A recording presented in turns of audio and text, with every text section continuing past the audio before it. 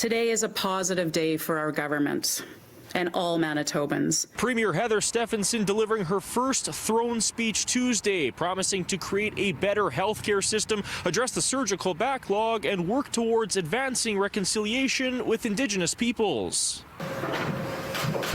Stefanson outlining her first steps as Premier, attempting to set herself apart from former Premier Brian Pallister. Today marks the opening of a new legislative session and a new beginning for us all. The 11-page document prepared by Stefanson was read to members of the Legislative Assembly by Lieutenant Governor Janice Filmon. Stefanson addressing the nursing crisis with plans to train 400 more nurses, along with establishing a nursing program for up to 20 students in the north. Stefanson also pledging to increase ICU capacity and create a task force of nurses and doctors to reduce the surgical backlog, in which Doctors Manitoba has estimated to be around 136,000. We are calling on the Prime Minister to call a meeting of the First Minister's meeting as soon as possible to have the discussion on the Canada Health transfers. This is going to be key moving forward. Stefanson also committing to work with Indigenous peoples. I will continue, and our government will continue to listen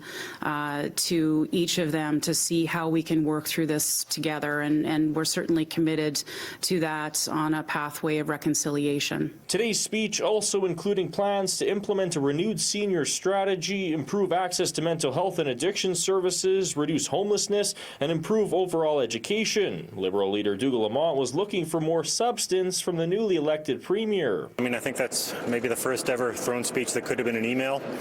It's pretty disappointing. So the idea that they're not ready to deal with a backlog in surgical crisis is outrageous. But NDP MLA Nahani Fontaine says there are no concrete plans, just a reflection of the previous leadership. We did not see from this Premier a plan to deal with the backlog of surgeries, which is going to take us years to get out of, and which is going to make Manitobans sicker and sicker. Leader of the opposition, Wab Kinew, was not present at today's speech after testing positive for COVID-19. Mayor Brian Bowman pleased to see Winnipeg's wastewater treatment system mentioned.